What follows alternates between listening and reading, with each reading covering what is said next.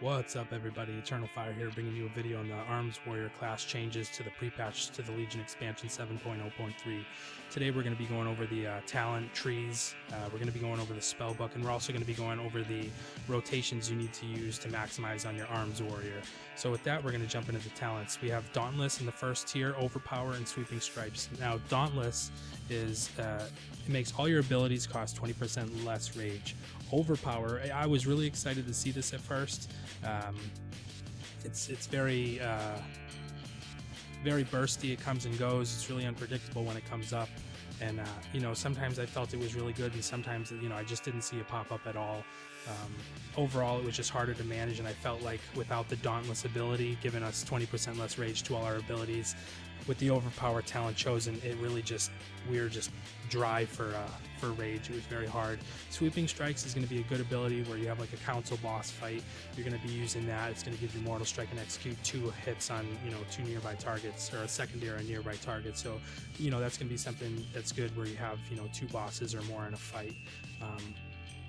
So we're going to drop down to the next tier. You have Shockwave, Stormbolt, and Double Time. For these, unless you're doing, you know, a particular, you know, encounter, you know, say a 5-man dungeon, Mythic Plus or something, you're going to be using that Shockwave, or in PvP you might be, you know, taking Stormbolt for the, you know, CC ability. Otherwise, if you're PvEing, you're going to stick with Double Time. You just get that extra charge. It's really nice mobility utility.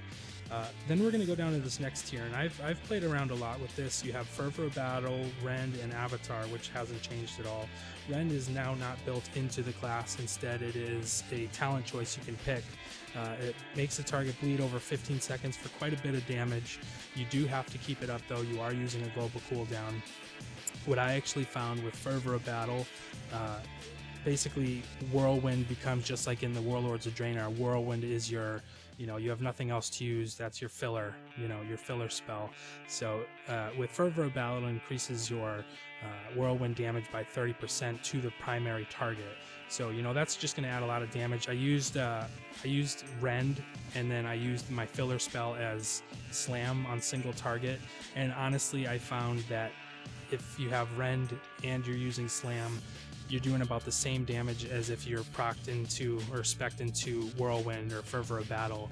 And, you know, the damage is really quite equal, but it's a lot more work to keep Rend up. Another nice thing is, you know, with Fervor of Battle, you jump into a pack where there's some ads or something, and you're gonna have that up. You know, it's just, I don't know, it's just beneficial for me. With Rend, you're just spending a lot of global cooldowns, and the way this class goes, you can either have, you know, endless amounts of Colossal Smashes and Mortal Strikes to use with some fillers, or, you know, you can just kind of be waiting around, and then you would have time. But ideally, you're going to want to see those procs from your passive ability, and we'll talk about that real quick. Tactician, you have a 0.65% chance per rage spent to reset the remaining cooldown on Colossus Smash and Mortal Strike. So I played with that a lot, you know, was testing it out. It procs all the time, so, you know, you're not going to have any problems there. That's why Dauntless is so important, you know, with that Tactician passive. You know, you just want to have as much rage as you can to just unleash those Mortal Strikes and those Colossus Smashes. Anyway, moving on. Second Wind, I think that's really going to be a questing, you know, out in the world ability that you're going to use. It restores health every 1 second, and while you have not taken damage for 5 seconds. So that's, you know, that's not going to really be viable in PvP or PvE really. Bounding Stride is the glyph that we had before, but now it's a talent where it reduces the cooldown on Heroic Leap by 15 seconds, and Heroic Leap also increases your run speed by 70% for 3 seconds after you leap. Defensive Stance, you take a defensive stance, is now a talent, it's not a stance anymore. Reduces all damage you take by 20% and all damage that you deal by 10%. So this is going to be a PvP ability. It's not really going to be viable in PvE, especially since you still have your Die by the Sword ability. So we're going to drop down to the next tier. In for the kill, Mortal Strike generates 20 rage when used against targets that are below 20% health. I haven't really played with that too much myself. I'd imagine in end tier content that could really be a beneficial thing at the end of a fight. You could get those extra executes in. But for right now, I'm rolling with myself Mortal Combo, which gives you a total of 2 charges on your Mortal Strike, which is really nice. With all those procs, sometimes you just have constant Colossal Smashes and constant Mortal Strikes.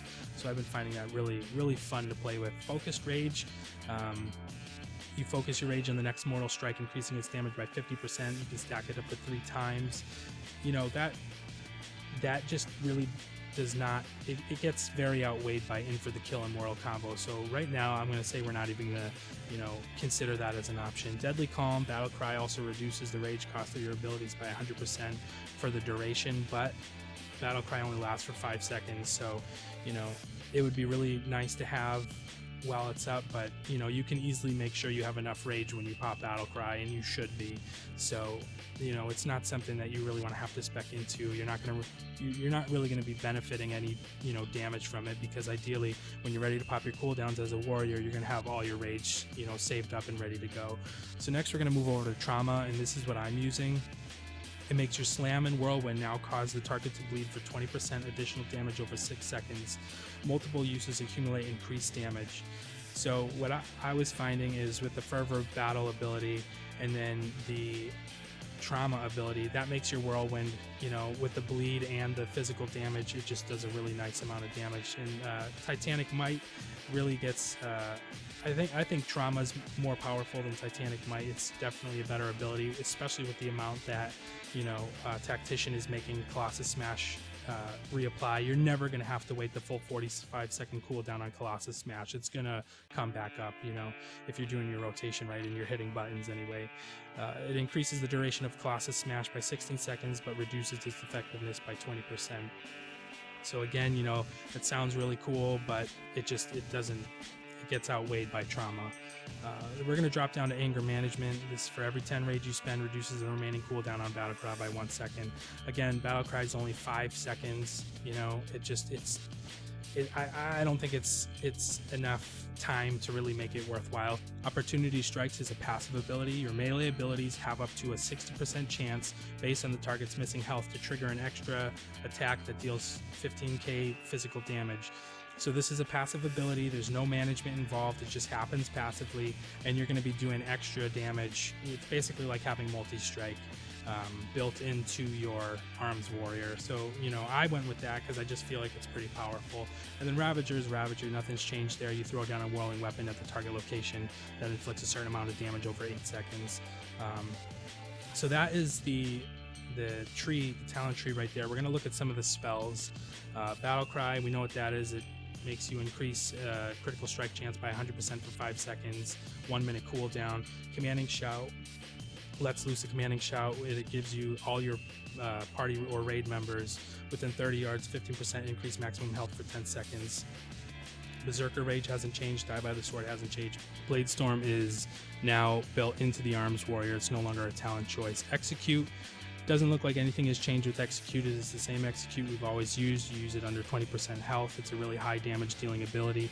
You're going to want to use that with your Colossus Smash as much as possible. Charge is Charge. Hamstring hasn't changed. It slows your enemy for 50% for 15 seconds. Cleave is an interesting ability. You're going to use Cleave just to buffer your Whirlwind when you're using when you're attacking 3 or more targets. We'll talk about that later. Heroic Leap hasn't changed. It causes you to leap and does some AoE damage when you land. Colossus Smash is your main ability.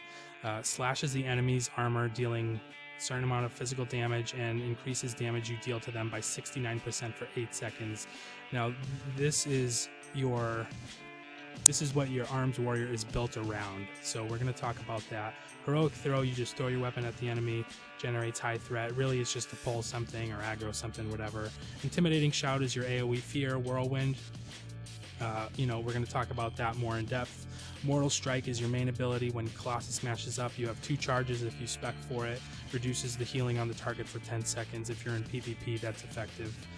Pummel is your Interrupt. Slam is a filler spell. We're not going to be using that in the rotation that I have set up. Taunt is something you're not really going to use as an Arms Warrior either. Victory Rush, if you kill a target, you heal yourself. You can heal yourself by hitting the next target with that. Mastery Colossal Might increases the damage. This is a passive ability. Increases the damage of your Colossus Smash by 54%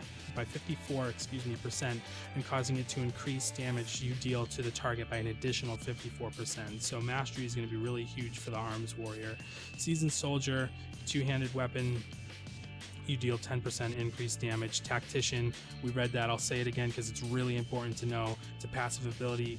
you have a 0.65% chance per rage spent to reset the remaining cooldown on Colossus Smash and Mortal Strike. So that's your spell book. So now we're going to be going over the rotation of the Arms Warrior, what I find to just be, you know, the most effective while the most simplistic. You know, there are other builds you can use where you use Rend and Slam built into your rotation, but that's going to be, you know, just an extra button you have to keep track, you know, an extra ability that you have to keep track of. You don't want it ever falling off your target.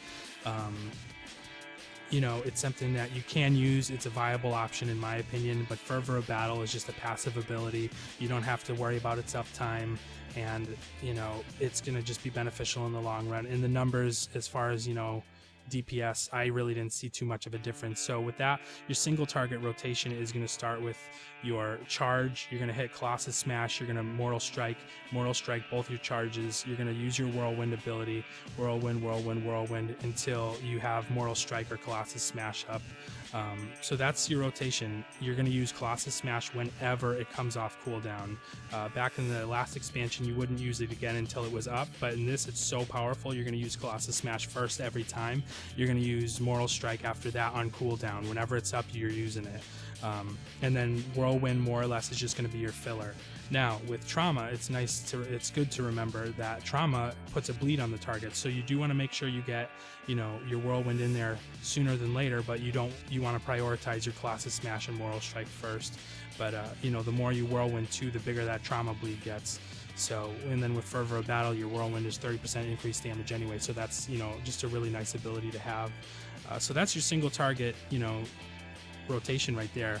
You know, I didn't go into the cooldown, which is really only Battle Cry in your Legendary Ring if you have it. You know, you charge in, pop Battle Cry, Colossus Smash, Mortal Strike, Whirlwind, and then rinse and repeat. It's a pretty simple spec. There were a lot of buttons to press. You know, things are coming up off cooldown pretty regularly with the Tactician passive, which was a lot of fun. Now we're just going to quickly talk about the AoE rotation. When you charge in, you're going to use your Blade Storm first and foremost. That is your most powerful AoE ability. After that, if you have 3 or more targets up, you're going to Cleave, which buffs the damage of Whirlwind by 20% based on how many targets up to 5 that you're on. So, you know, you definitely want to make sure you're cleaving and then whirlwinding. You know, cleaving and then whirlwinding. So, and you know, if you have two targets up, you're just going to stay with your single target rotation. It does more damage. But if you have 3 or more, you're going to be Cleave, you know, Blade Storm, Cleave, Whirlwind, Whirlwind, Whirlwind. So that is your AoE rotation. So I hope you guys enjoyed this video. Please leave a comment, leave a like, and subscribe.